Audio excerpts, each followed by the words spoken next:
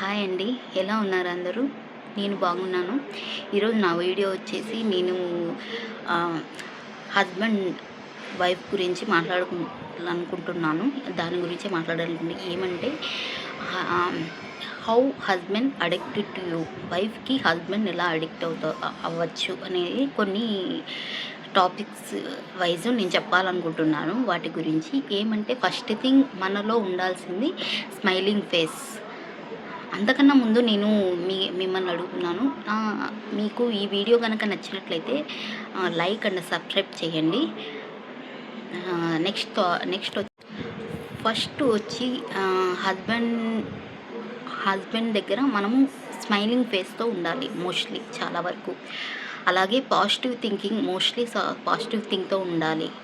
Next thing, ఏదైనా కానీ husband అనేవాడు మన వైపు రావాలంటే ఫస్ట్ తన వైపు మనం వెళ్ళాలి. తన వైపు మనం వెళ్ళి అంటే తను మాటలన్నీ తను ఏం చెప్తున్నా వాటికి మనము వాళ్ళు చెప్పినట్టు విని తర్వాత మన వైపు తెచ్చుకోవాలి. ఎలా అంటే ఇప్పుడు తను ఏదైనా విషయం చెప్తే దానికి నచ్చినా నచ్చకపోయినా మీరు ఫస్ట్ చేయాలి. ఏదైనా కానీ తనకు నచ్చినట్టుగా చేసుకుంటూ తర్వాత నీకు నచ్చినట్టుగా తనను మార్చుకోవాలి. Second thing. తర్వాత వచ్చి నెక్స్ట్ వచ్చి మన హస్బెండ్ వైఫ్ అన్నాక కంపల్సరీ ఫైట్స్ అనేవి జరుగుతూ ఉంటాయి, అది కామన్.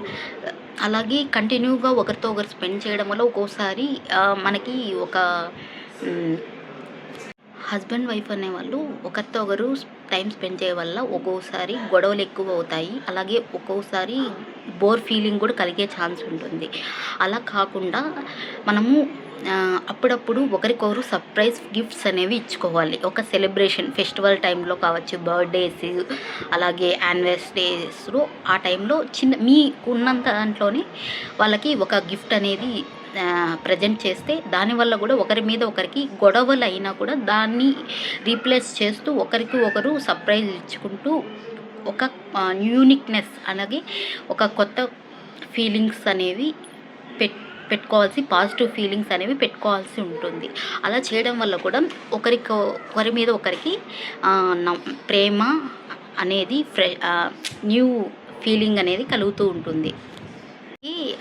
హస్బెండ్ తరపు ఉన్న బంధువుల్ని ఎప్పుడూ కానీ ఏ విషయంగా కూడా నెగ్లెక్ట్గా మాట్లాడకూడదు, నెగిటివ్గా మాట్లాడకూడదు.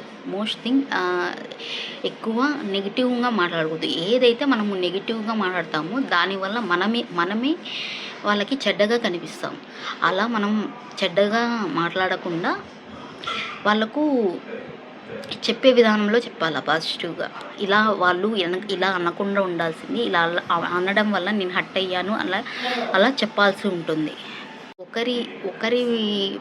ఒకరి డెసిషన్స్ ఒకరికి, అలాగే ఒకరి అలవాట్లు ఒకరికి నచ్చనప్పుడు మీరు ఇలా చేయడం కన్నా వేరేలాగా చేసింటే బాగుండేది, బెటర్గా ఉండేది, ఇది ఇలా చేయడం వల్ల నాకు హర్ట్ అయినట్టుంది, అలా ఎగ్జాంపుల్గా మీరు నెగిటివ్ వేలో డైరెక్ట్ నెగిటివ్గా అని చెప్పకుండా ఈ విధంగా చెప్తే కొంచెం మన మీద వాళ్ళకి పాజిటివ్ ఒపీనియన్ అనేది కలుగుతుంది.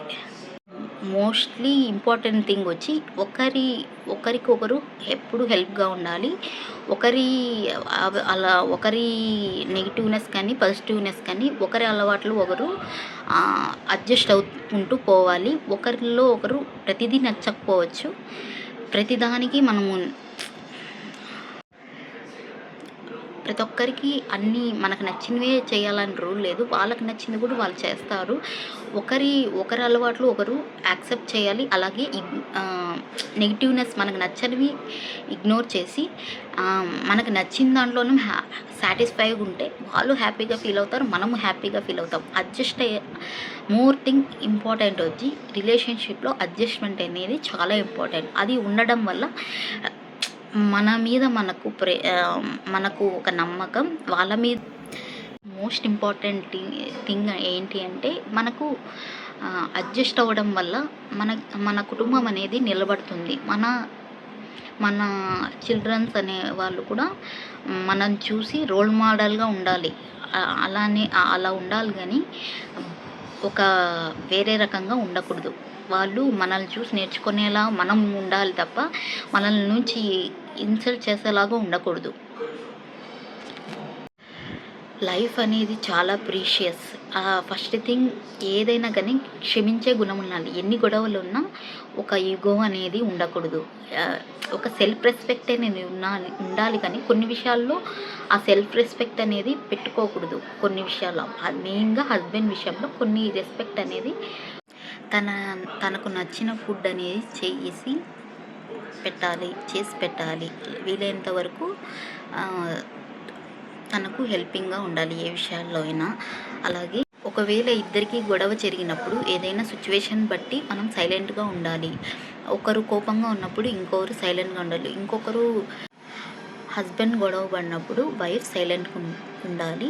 వైఫ్ గొడవ పడినప్పుడు హస్బెండ్ సైలెంట్గా ఉండాలి. సిచ్యువేషన్ బట్టి అతని మెంటాలిటీని బట్టి మనము హ్యాండిల్ చేయాలి. మనకు తన నేచర్ అనేది మెంటాలిటీ అనేది తెలిసి ఉంటుంది కాబట్టి దాన్ని బట్టి మనం మసులుకుపోవాలి. తన మెంటాలిటీని బట్టి సిచ్యువేషన్ హ్యాండిల్ అనేది చేయాల్సి ఉంటుంది. మన వైఫ్గా మనకే తెలిసి ఉంటుంది కదా తన మెంటాలిటీ ఏ సిచ్యువేషన్లో ఎలా తను రియాక్ట్ అవుతారు. దాన్ని బట్టి తను ఇప్పుడు మీరు మాట్లాడే విధానం తనకి నచ్చుతుందో లేదో, తనకి కోపం వస్తుందో లేదో అనేది తన మెంటాలిటీని బట్టి మీకే తెలిసి ఉంటుంది కాబట్టి దాన్ని బట్టి మీరు హ్యాండిల్ చేసుకుంటూ పోవాలి. మెయిన్ థింగ్ నాకు తెలిసి మెయిన్ థింగ్ అమ్మాయి అనేవాళ్ళు వీలైనంత వరకు ఇండిపెండెంట్గా ఉండడానికి ట్రై చేయాలి. ఒకవేళ కొంతమంది చదువుకున్న వాళ్ళు ఉంటారు, చదువుకున్న వాళ్ళు కూడా ఉంటారు. చదువుకున్న వాళ్ళు వీలైనంత వరకు ఏదో ఒకటి వర్క్ చేయడానికి ట్రై చేయండి. ఒకవేళ పిల్లలు ఉండి వర్క్ చేయలేకపోతే ఏదో ఒక స్కిల్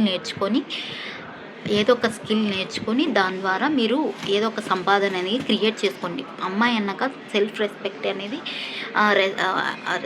అనేది ఉండాలి. అలాగే రెస్పెక్ట్ అనేది మనకు ఉంటుంది. మనము మన కాళ్ళ మీద మనము నిలబడినప్పుడు, డబ్బు అనేది సంపాదించినప్పుడు మన మీద ఒక గౌరవం అనేది ఏర్పడుతుంది. హస్బెండ్కి కావచ్చు, హస్బెండ్ తరపు బంధువులకు కావచ్చు, అత్తమామలకు కావచ్చు, ఎవరికైనా కావచ్చు. ఓకే అండి, ఈ వీడియో ఇంతటితో ముగిస్తున్నాను. బాయ్ అండి.